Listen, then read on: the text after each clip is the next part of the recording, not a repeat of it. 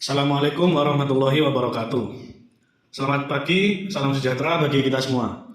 Yang saya hormati Ibu Firda selaku dosen statistik dan rekan-rekan semua yang berbahagia.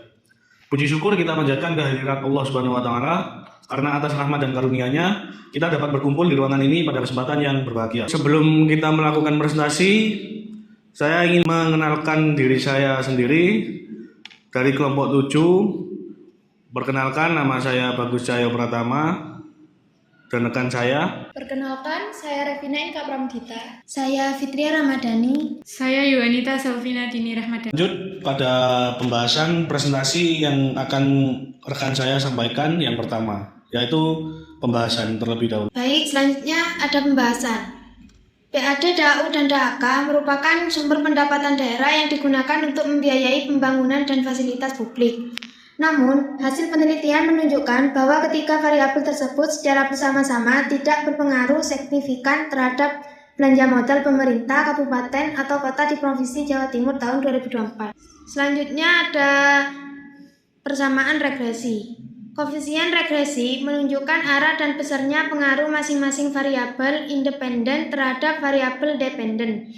Apabila nilai koefisien regresi bernilai positif, maka menunjukkan hubungan searah, artinya setiap peningkatan variabel independen akan diikuti oleh peningkatan variabel dependen. Sebaliknya, apabila nilai koefisien regresi bernilai negatif, maka menunjukkan hubungan yang berlawan arah, artinya setiap peningkatan variabel independen akan diikuti oleh penurunan variabel dependen. Selanjutnya, penjelasan variabel. Belanja modal merupakan variabel dependen Y. Belanja modal adalah pengaruh pemerintah daerah yang digunakan untuk memperoleh aset tetap yang memberikan manfaat lebih dari satu periode akuntansi, seperti pembangunan jalan, gedung jembatan, dan infrastruktur lainnya. Variabel dependen atau variabel terikat yaitu pengeluaran pemerintah daerah untuk membangun aset tetap seperti jalan, gedung, dan jembatan. Sedangkan salah satu variabel independennya adalah PAD. Hasil regresi menunjukkan koefisien PAD sebesar min 0,038 yang berarti PAD memiliki pengaruh negatif terhadap belanja modal.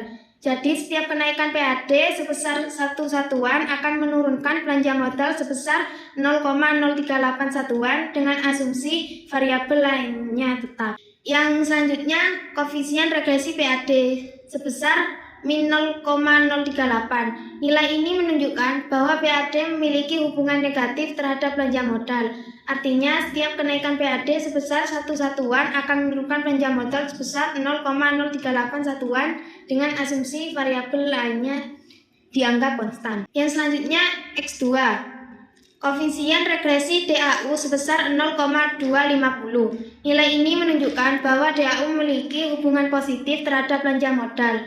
Artinya, setiap kenaikan DAU sebesar satu satuan akan meningkatkan belanja modal sebesar 0,250 satuan dengan asumsi variabel lain tetap. Data sekunder. Data di samping menggunakan data sekunder yang diperoleh dari laporan keuangan pemerintah daerah, kabupaten atau kota di Provinsi Jawa Timur tahun 2024. Variabel yang digunakan terdiri dari pendapatan asli daerah sebagai X1, dana alokasi umum sebagai X2, dan dana alokasi khusus sebagai X3, dan belanja modal sebagai Y. Selanjutnya, uji linearitas. Berdasarkan nilai signifikasi dari output di atas diperoleh nilai deviation from linearity signifikasi adalah 0,319, lebih besar dari 0,05. Maka dapat disimpulkan bahwa ada hubungan linear secara signifikan antara variabel motivasi belajar X dan variabel prestasi belajar Y. X2 tidak berpengaruh terhadap Y. X3 tidak berpengaruh terhadap Y. Faktor lain di luar X2 dan X3 kemungkinan lebih berpengaruh terhadap perubahan variabel Y. Uji ini digunakan untuk mengetahui ada hubungan linear yang signifikan antara variabel bebas atau dasar pengambilan keputusan menggunakan nilai signifikasi pada baris deviation from linearity di tabel ANOVA. Hasil analisis nilai deviation from linearity signifikasi adalah 0,319. Karena 0,319 lebih besar dari 0,05, maka dapat disimpulkan bahwa terdapat hubungan linear yang signifikan antara variabel X dan variabel Y. Selanjutnya, uji normalitas. Nilai asing signifikasi adalah 0,140 lebih besar dari 0,05. Data berdistribusi normal didukung pula oleh grafik, histogram, dan normal PP plot yang menunjukkan sebaran residual mengikuti pola normal. Uji ini bertujuan untuk menguji apakah dalam model regresi nilai residual atau pengganggu memiliki distribusi normal. Uji statistik. Nilai yang diperoleh adalah 0,140. Karena 0,140 lebih besar dari 0,05, maka data residual berdistribusi normal. Uji visual atau grafik. Histogram menunjukkan sebaran grafik batang residual yang mengikuti pola kurva normal berbentuk seperti lonceng. Dan yang kedua, normal PP plot menunjukkan titik-titik data menyebar di sekitar garis diagonal dan mengikuti arah garis tersebut, yang memperkuat bukti bahwa data berdistribusi normal. Yang selanjutnya, uji multikolinearitas dilakukan untuk melihat apakah terdapat hubungan yang kuat antar variabel independen. Berdasarkan hasil SPSS, nilai toleran PAD sebesar 0,926, DAU 0,160, dan DAK 0,162. Semuanya lebih besar dari 0,10. Selain itu, nilai FIF masing-masing sebesar 1,080, 6,237, dan 6,190 yang masih di bawah 10. Oleh karena itu dapat disimpulkan bahwa tidak terjadi multikolinearitas dalam model regresi sehingga data layak digunakan untuk analisis lebih lanjut. Yang selanjutnya, uji heteroskadastisitas dilakukan menggunakan model Glaser dan scatter plot. Hasil menunjukkan nilai signifikasi PAD sebesar 0,191, DAU sebesar 0,296, dan DAK sebesar 0,159, yang semuanya lebih besar dari 0,05. Selain itu, grafik scatter plot memperlihatkan titik-titik yang menyebar secara acak tanpa membentuk pola tertentu. Oleh karena itu dapat disimpulkan bahwa tidak terjadi heteroskadastisitas dan model regresi memenuhi asumsi homoskadastisitas.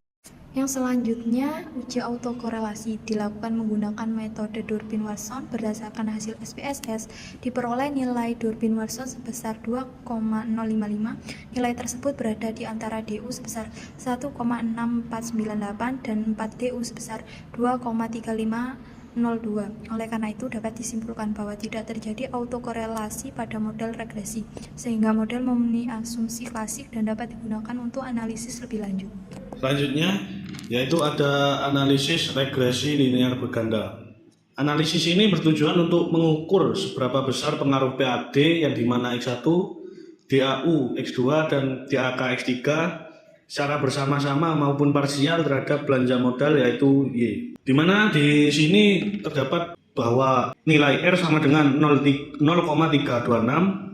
yang berarti yaitu hubungan tergolong lemah. Dan R2 yang bernilai 0,106 yang dimana artinya PAD, DAU, dan DAK hanya menjelaskan 10,6% dari variasi belanja modal. Dan sisanya yaitu 89,4% yang berarti dijelaskan oleh variabel lain di luar model itu sendiri. Lalu ada tabel ANOVA yang ada isinya yaitu F hitung sama dengan 0,953 dengan signatur 0,431. Nah, di sini karena nilai 0,431 itu lebih besar daripada 0,05, maka PAD, DAU, dan DAK ini secara simultan tidak berpengaruh signifikan terhadap belanja modal itu sendiri. Di sini persamaan regresinya yaitu Y sama dengan 4,399E8 ditambah minus 0,038 X1 ditambah 0,250 X2, 0,250 X2 ditambah minus 0,533 X3. Pada variabel ini konstanta yaitu 4,399E8 yang artinya dimana jika PAD, DAU, dan DAK bernilai 0 dan belanja modal tetap sebesar 4,399E8 itu sendiri. Variabel X1 atau PAD dengan koefisien minus 0,038 yang dimana artinya setiap kenaikan PAD satu satuan itu sama dengan belanja modal turun 0,038 satuan. Selanjutnya konstanta X2 atau DAU dengan koefisien 0,250, yang dimana artinya setiap kenaikan DAU satu satuan itu berarti belanja modal naik 0,250 satuan. Selanjutnya konstanta terakhir yaitu X3 yaitu DAK dengan koefisien minus 0,533, yang dimana berarti setiap kenaikan DAK satu satuan itu belanja modal turun 0,533 satuan. Kesimpulan pada presentasi kali ini, berdasarkan hasil penelitian, pendapatan asli daerah atau PAD dengan konstanta X1, dana alokasi umum atau DAU dengan konstanta X2, dan dana alokasi khusus DAK dengan konstanta X3 itu merupakan sumber pendanaan yang penting dalam mendukung belanja modal, yang dimana konstanta Y pemerintah daerah, kabupaten atau kota di Provinsi Jawa Timur itu sendiri. Ketiga sumber dana tersebut berperan dalam membiayai pembangunan infrastruktur, penyediaan fasilitas publik, serta peningkatan kualitas pelayanan kepada masyarakat. Oleh karena itu, pengelolaan PAD, DAU, dan DAK yang efektif dan efisien sangat diperlukan agar pembangunan daerah dapat berjalan optimal dan berkelanjutan. Sekian dari kelompok kami, apabila ada kurang kata kami mohon maaf. Saya akhiri, wassalamualaikum warahmatullahi wabarakatuh.